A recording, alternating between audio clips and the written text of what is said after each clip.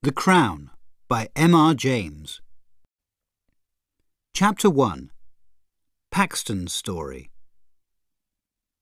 "Do you want to see a doctor?" Long asked. No, the young man said. I'm afraid."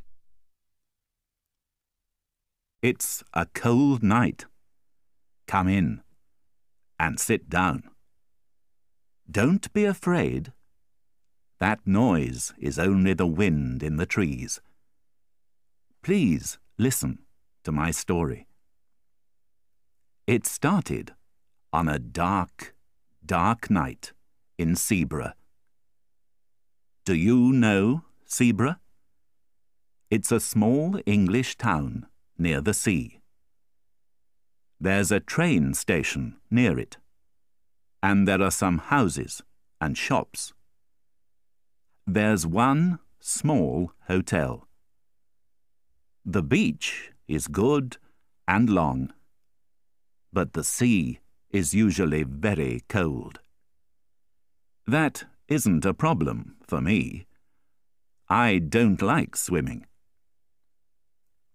I was at the hotel there with my friend, Henry Long. It was cold that April, and there weren't many people in Seaborough. That was good for us, because it was quiet. It was a good holiday. Every day, Long and I walked near the sea. In the evenings, we liked to sit in the hotel and talk. Suddenly, one evening, there was a noise at the door. A young man opened it. "I'm sorry," he said to us. "Please excuse me." "That's okay," I said. "Come in," Long said. The young man came into the light. He was short, and he had dark hair. I looked at his unhappy face. "What's wrong?" I asked. "Are you okay?" "Do you want to see a doctor?" Long asked. No, the young man said. I'm afraid." "Why?" Long asked. The young man didn't answer my friend's question. "Sit down and have a drink," I said. "What's your name?" "Paxton." He didn't say his first name. I don't know it today. "What's wrong, Paxton?" I asked. The young man looked at me and then at Long. His eyes were big, and his face was white. "You don't know me," he said. "I understand that. But please believe me. Please." This was very important to him. Then Paxton started his story. Long and I listened for a long time. Here is his story. Paxton was on holiday in Seaborough too. He liked old buildings, and there were a lot of them near Seaborough. One day, he went on his bicycle to a church near the town. It was a beautiful, small church. There was an old picture on it, with 3 crowns. It was very interesting, and Paxton wanted to know about it. There was an old man in the church garden. "Excuse me," Paxton said. "What do you know about this picture?" The old man put down his spade and looked at the young man. "Do you know the story of the 3 crowns?" he asked. "No," Paxton answered. "Seabrugh was always an important place," the old man said. "It is today, too. It's important because it's on the sea." "I don't understand," Paxton said. "The English wanted to protect their country from countries across the sea," the old man said. "They put 3 crowns in the ground near the sea. One of the crowns was here, near Seabrugh." "But why?" Paxton asked. He didn't understand. What did 3 crowns in the ground do? "The 3 crowns were magic," the old man said. "Their magic protected the country." "Do people believe that?" Paxton asked, with a smile. "Many people here in Seabrugh believe it," the old man answered. "But do you believe it?" Paxton said. The old man looked at the dark sea. His eyes were dark too. He didn't answer Paxton's question. "And where are these crowns now?" Paxton asked. He looked at the water too. There was a boat on the sea.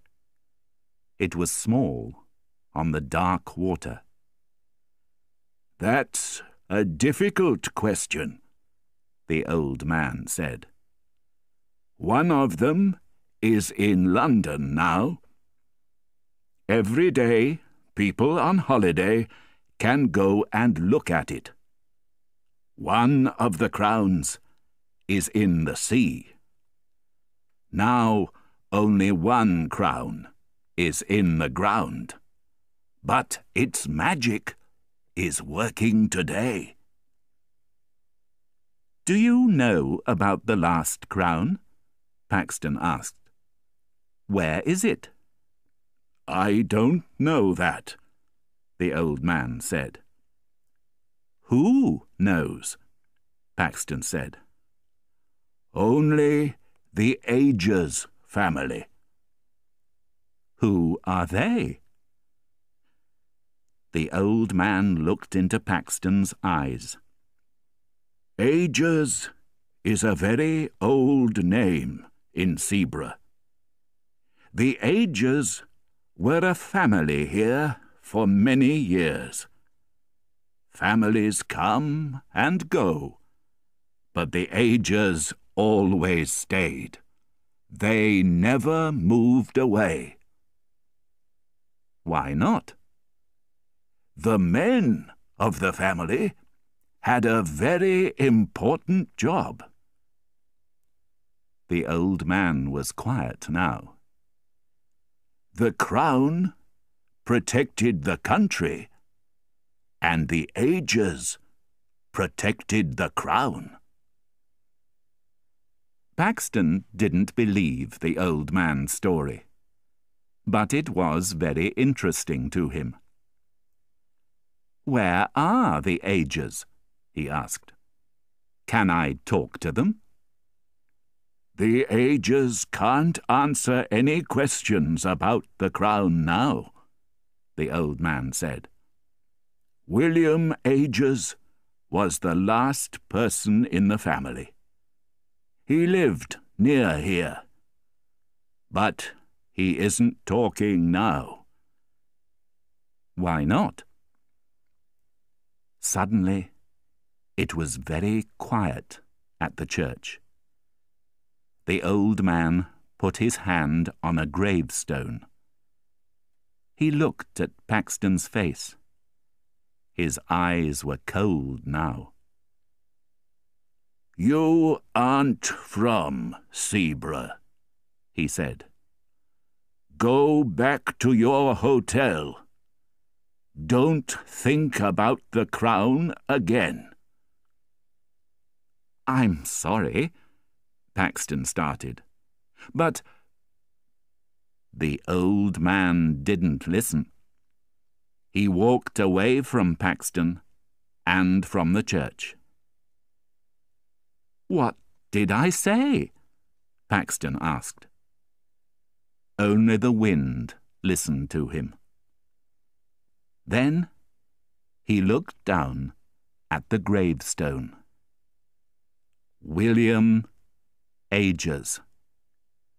This was William Ages's gravestone.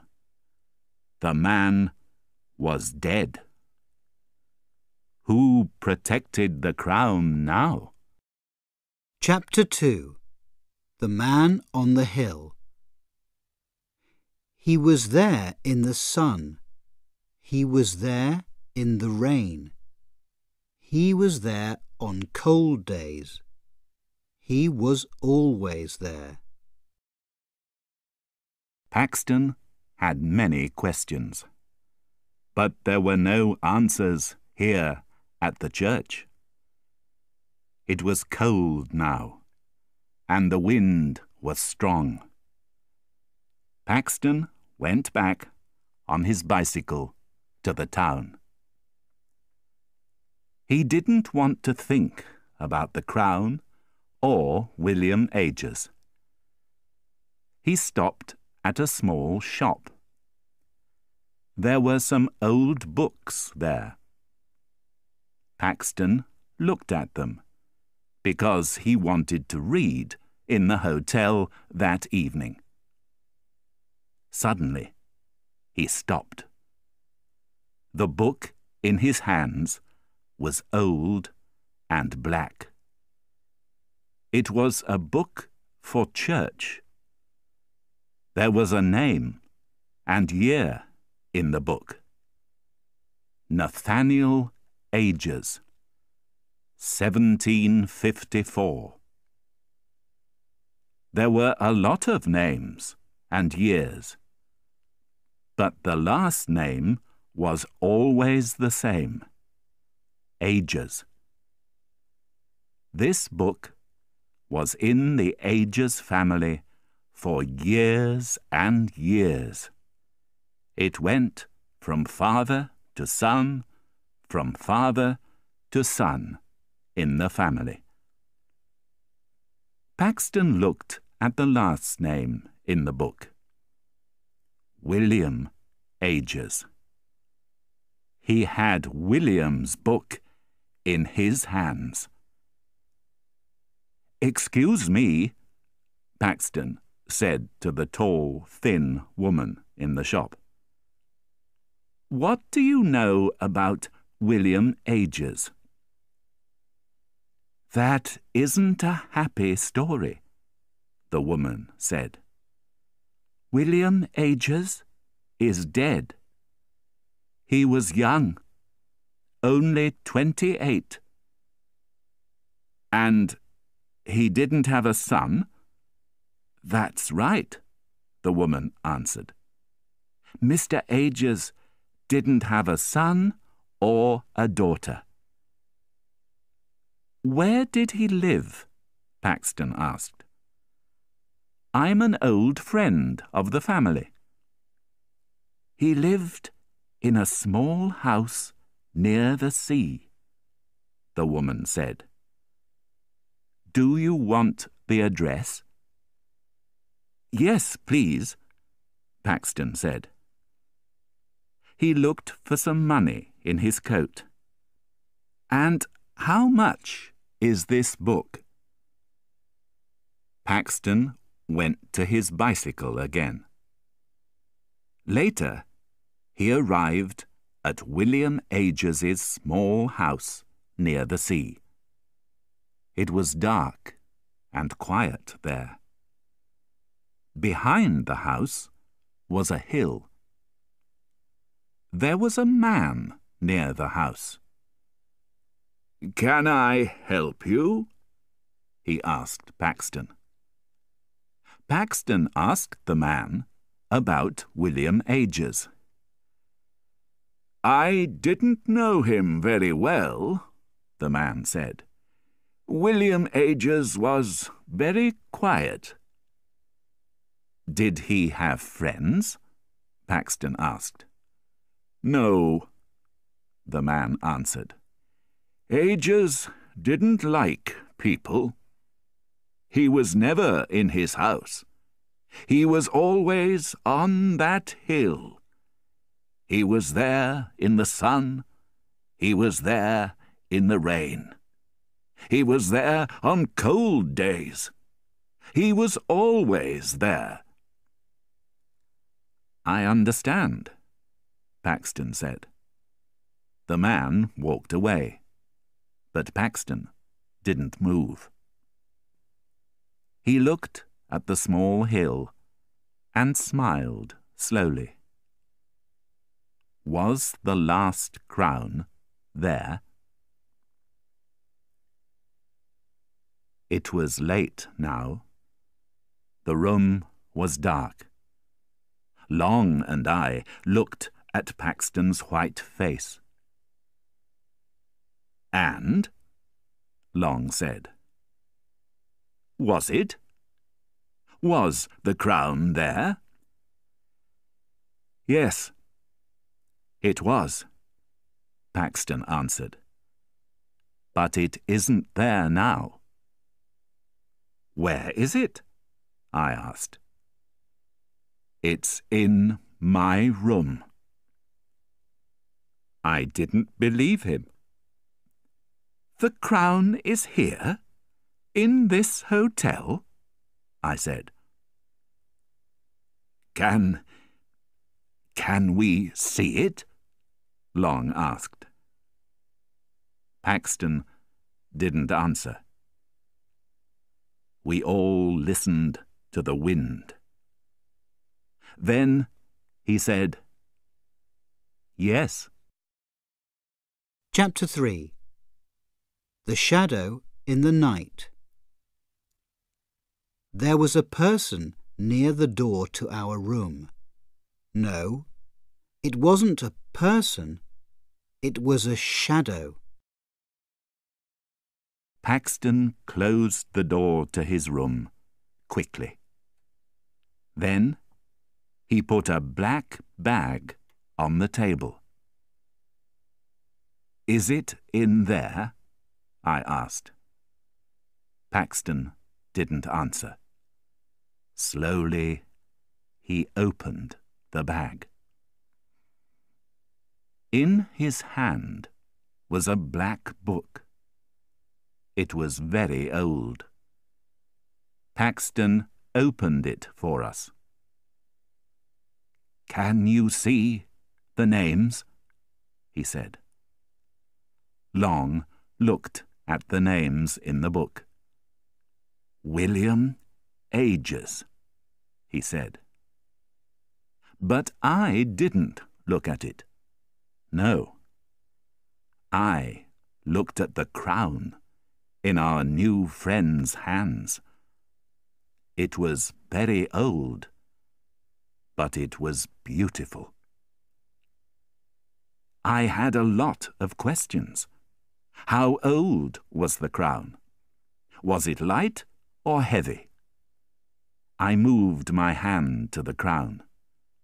But Paxton shouted, "No!" I stopped asking questions and looked at Paxton. "I'm sorry," he said to me. "But you don't understand my problem. I want to put the crown back in the ground." I didn't believe him. "You can't put it back," I said. "This crown is very important." Telephone the newspapers in London. No, you don't understand, Paxton said again. His eyes were big and afraid. Okay, let's go to our room, Long said. We can talk about the problem there. Paxton put the crown back in the black bag. He went to the door, but then he stopped. Wait! Go before me and look in your room, he said. Please. But why? Long said. We're the only visitors in this hotel. But then we remembered the crown in Paxton's black bag. I opened the door, and we looked left and right. There was a person near the door to our room. No, it wasn't a person. It was a shadow. It moved quickly. Who was that? Long asked. We were in our room now. I don't know, I answered. A hotel worker? No. It wasn't a hotel worker, Paxton said. He finished his story for us. Paxton went back to the hotel from William Ages's house that afternoon. In his room, he looked at the Ages's book for a long time. Then he closed the book and went down for some food. Later, he went back to the room. The book was open at William Ages's name. Paxton was afraid. But that didn't stop him. He went to the hill again with his spade. It was dark now, but he didn't stop working. Suddenly, there was a noise. Was it the wind? Paxton looked behind him. Was there a man in the trees? A dark shadow? No, of course not. Paxton started to work again. The spade was heavy now, and it was a difficult job. He wanted to sleep, but he wanted to find the crown too. And then it was there. The crown. Paxton smiled. He put his hands on it. Suddenly, there was a noise behind him again. It wasn't the wind, and it wasn't an animal. It was the noise of a man, an angry man. Paxton looked behind him. Again, no man was there. But wait. Did a shadow move? Paxton didn't know. But he was suddenly very afraid. He quickly put the crown in his bag and started to go back to the hotel. But now, the shadow was with him. It was always behind him. Paxton looked back, and the shadow always moved quickly away. But then it came back.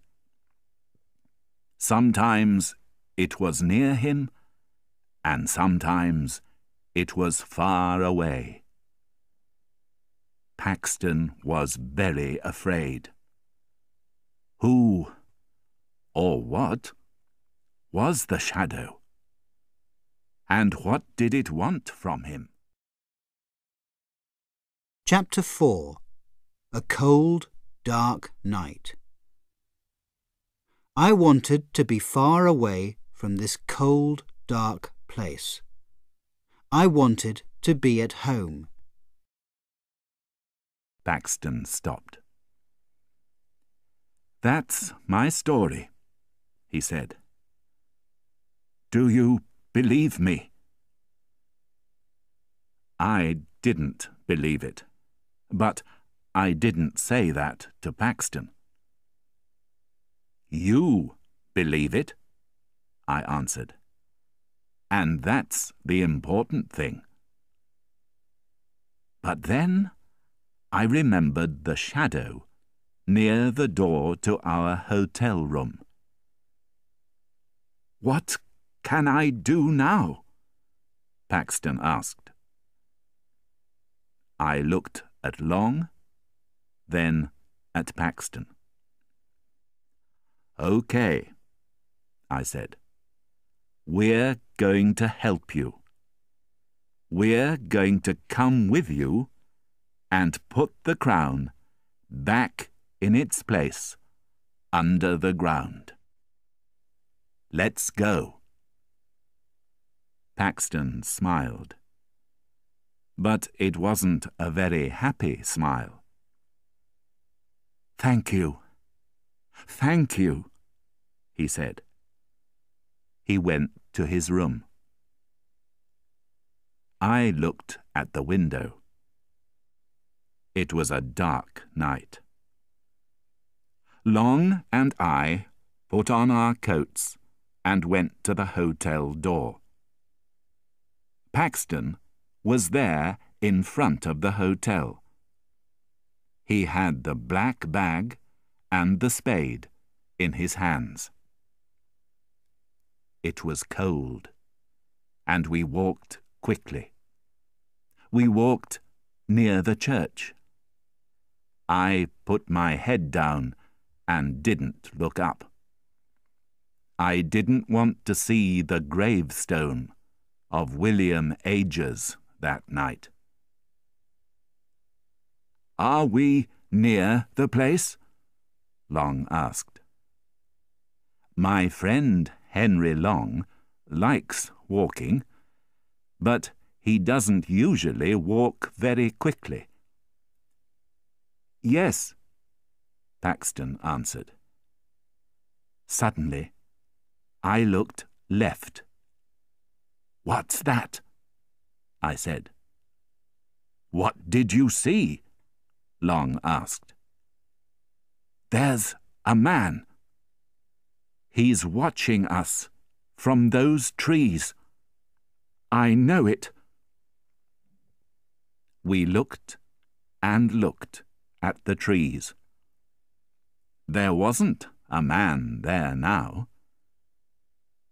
But I was afraid. What did I see? Was it Paxton's shadow? Perhaps his story wasn't wrong. I didn't like this. "Let's be quick," Paxton said. "The shadow knows about us. He's watching us." We arrived at the hill. Paxton didn't wait.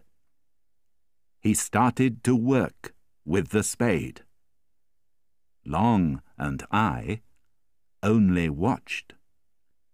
"Can I help now?" I said to Paxton. But he didn't stop.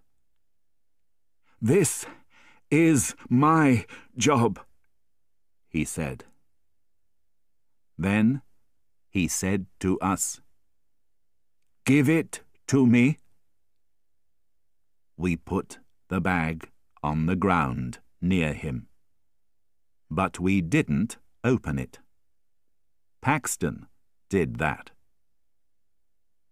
I looked at the crown for the last time in Paxton's hands.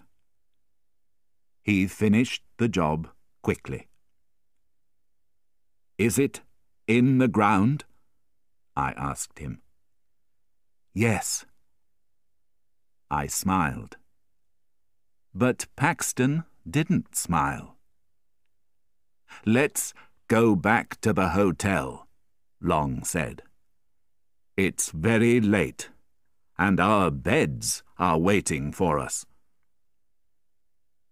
We started to walk down the hill. Suddenly, Long said,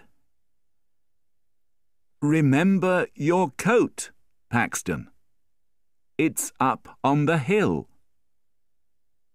I looked up the hill behind us. Long was right. Paxton's long, dark coat was there on the ground. But our new friend didn't move. "What's wrong, Paxton?" I asked. His face was white. His mouth moved, but he didn't talk. "Are you okay?" Long asked. I didn't bring my coat," Paxton said. "It's in my hotel room." The dark thing on the hill wasn't his coat. But what was it? I looked again. It wasn't there now. We went down the hill very quickly. We didn't talk. We only listened to the noise of the sea. Sometimes I looked behind us. Was that a shadow behind the trees? Did a shadow move in the church garden? Was there a dark shadow behind the gravestones? I didn't know, and I didn't want to know. I wanted to be in my bed. No, I wanted to be far away from this cold, dark place. I wanted to be at home. We arrived at the hotel at 12 o'clock. A hotel worker opened the door for us. He looked at the three of us. "It's a cold night," he said. I was afraid. But I smiled. "Yes, it is." The hotel worker looked up the road behind us. "Did you meet any people on the road?" he asked. "No," Paxton said. "We were the only people in Zebra." "But there was a man behind you," the hotel worker said. Paxton looked back into the night with big eyes. The shadow wasn't there now. The three of us went to our room. Paxton went to the window. "It's okay now," I said to him. "The crown is in its place again. You're not in danger now." Paxton's eyes stayed on the night. "Perhaps," he said. He went to the door. He said, "Thank you," to Long and me. And then he went to his room. "Good night," I said. "Sleep well." Chapter 5. A long run on the beach. Long and I started to run. It was difficult on the beach, but we didn't stop. I don't know about Paxton, but sleep didn't come to me for a long time that night. And then I didn't sleep well. It was a long, long night. I opened my eyes in the morning and went to the window. The sun's light came into the bedroom. It was late. I looked at the trees. It was a beautiful April day. I washed and went down. Long was in a big chair with his newspaper and some coffee. "Do you want some food?" he asked. "Yes." A man was at our table. It was Paxton. "How are you today?" Long asked. "I'm okay," our friend answered. "Did you sleep well?" I asked. "Yes, thank you. I didn't see the—" He stopped. "There wasn't a problem all night." "Good," I smiled. "Long and I are going for a walk this morning. Please come with us." "No, thank you," Paxton answered. "I want to stay in the hotel this morning. I'm going to write some letters." "This afternoon?" Long said. "Yes, thank you." "Good, good. Let's meet at 3 o'clock, Long said. "Come to our room." We said goodbye to him. Long and I had a good morning. Then we had some food in a cafe in a town near Zebra. "I like this," Long said. "We can have a good holiday again." "It's 2:30, I said. "We're meeting Paxton at the hotel at 3 o'clock. Paxton was at the hotel. He had a book in his hands, and there was a smile on his face. "Did you have a good morning, Paxton?" I asked. "Yes, thank you," he said. "I did." Long and I wanted to wash. Paxton waited for us. I went down again quickly. But Paxton wasn't there. Only his book was on the chair.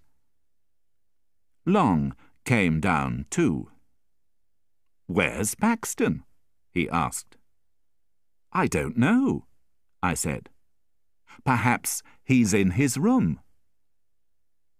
But there was no answer at Paxton's door. We looked in the hotel garden, but Paxton wasn't there. I was a little afraid now. A hotel worker came to us.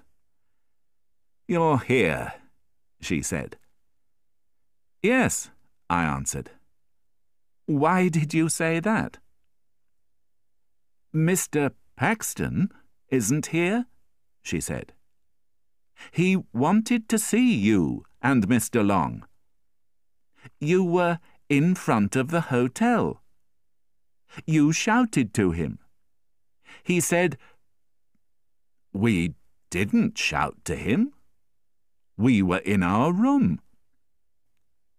We didn't shout to Paxton. Who did? I was very afraid now. "Paxton," I said.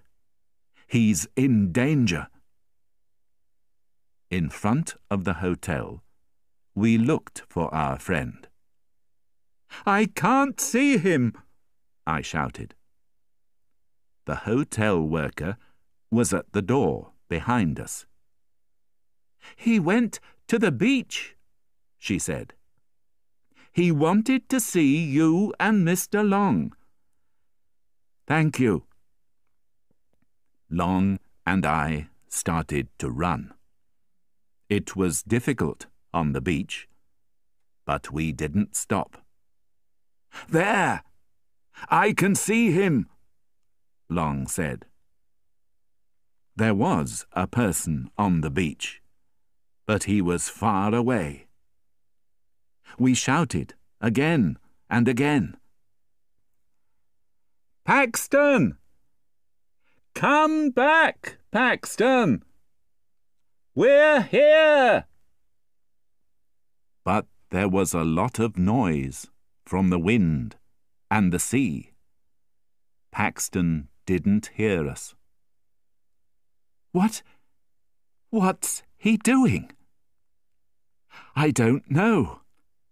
I can't see from here." "Look at this, Long!" I shouted. There were footprints on the beach from Paxton's shoes. "And look at this!" This was a footprint too, but it wasn't Paxton's. "But what's wrong with it?" Long asked. "This person didn't have shoes," I said. "Was it a person?" Long said. "Perhaps it was an animal." The footprint was very thin. I didn't answer. A name came into my head. William Agers. But William Agers was dead. "Quick!" I shouted. We started to run again. Where was Paxton now? Chapter 6. The Dead Man by the Sea. I don't remember my time at the police station very well. Only questions, questions, questions. We arrived at a tall, old building on the beach. Long and I started to go up it. "Where is he?" I asked Long. Long opened his mouth, but he didn't answer. There wasn't time. Suddenly, there was a noise. It was a person. A shout. But where did it come from? "Who's that?" I shouted. We looked down. "No!" I shouted. There was a man on the ground. It was our friend Paxton. He didn't move. His dead eyes looked up at us. I looked at the dark sea. "Paxton was right," I said. "He did it." "Who?" Long asked. "I don't understand." "Agers protected the crown. He was dead, but he protected the crown." "But how?" Long said. I had an answer, but I didn't want to say it. It was magic. Paxton wanted to find us. He went to the old building. He started to run. Suddenly, the shadow was there. But now it wasn't only a shadow. It was William Ages, and he was angry. Paxton looked into those cold, dead eyes. And now Paxton was dead too. "What now?" I asked. "There's a police station in town," Long said. We walked back on the beach. The footprints weren't there now. They were under the cold waters of the sea. I don't remember my time at the police station very well. Only questions, questions, questions. "Why were you on the beach?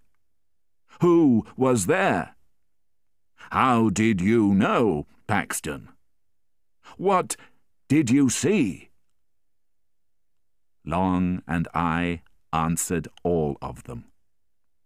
Yes, there was a man on the beach with Paxton. No, we didn't know him. He was very far away. Long and I had the same story, and the police believed us. But we didn't talk to them about the crown or about William Ages. Long and I went away from Zebra. That was my last visit there. I'm never going to go to Zebra again. And that's my story. You don't believe me. That's okay. I understand. Before this, I didn't believe stories about magic and dead people. But listen to this, please. Don't go to the small town of Zebra. The little church near the sea is beautiful, but don't go near it. Don't walk up the hill near the sea, and don't look for the last crown. Why? Because a person in Zebra is watching and waiting. He's dead, but that doesn't stop him. He has a job. The crown protects England, and he protects the crown. He is always going to protect the crown. And me? I'm at home again. I see my friend Long sometimes, but we never talk about our holiday in Zebra. I do my job every day, and I'm happy. But at night, I don't sleep very well.